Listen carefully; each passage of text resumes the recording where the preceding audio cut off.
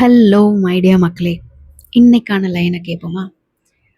வாழ்க்கையில இது கொஞ்சம் நேத்து ரிலேட்டடான விஷயம் தான்.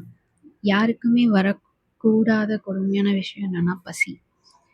காசு போனா சம்பாதிச்சுக்கலாம். இந்த மாதிரி ஆ ஒரு பொருள் நமக்கு வேணும்னா சம்பாதிச்சு அத வாங்கிக்கலாம். ஆனா பசிங்கிற விஷயம், அத அனுபவிக்கிறவனுக்கு மட்டும் தான் அதோட வேதனை தெரியும். நெறைய வேஸ்ட் பண்றாங்க. நெறைய வேஸ்ட் பண்றோம். ஆனா, அந்த பசியில இருக்கவனுக்கு நம்மளே பார்த்துருப்போம் இல்லையா? குப்பையில இருந்தெல்லாம் நெறைய பேர் சாப்பிடுவாங்க. இன்ஃபேக்ட் குழந்தைங்க கூட சாப்பிடுவாங்க. நமக்கு அது வேஸ்ட்டு. நம்ம வேஸ்ட்டு போதும் வேண்டான்னு குப்பையில தூக்கி போடுற ஒரு விஷயம் இன்னொருத்தங்களுக்கு அமிர்தமா, வரமா தெரியும்போது, அந்த சாப்பாட்டோட மகிமை எவ்ளோ முக்கியம். நம்மளால முடிஞ்ச அளவுக்கு பசி இல்லாம எல்லாருக்கும் யாரா இருந்தாலும் சரி, அந்த ஒரு நாள் பசி இல்லாம அவங்க கடக்கணும்.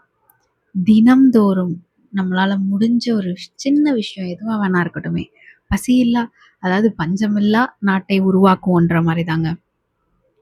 காசு, பணம் எல்லாத்தையும் சம்பாதிச்சுக்கலாம்.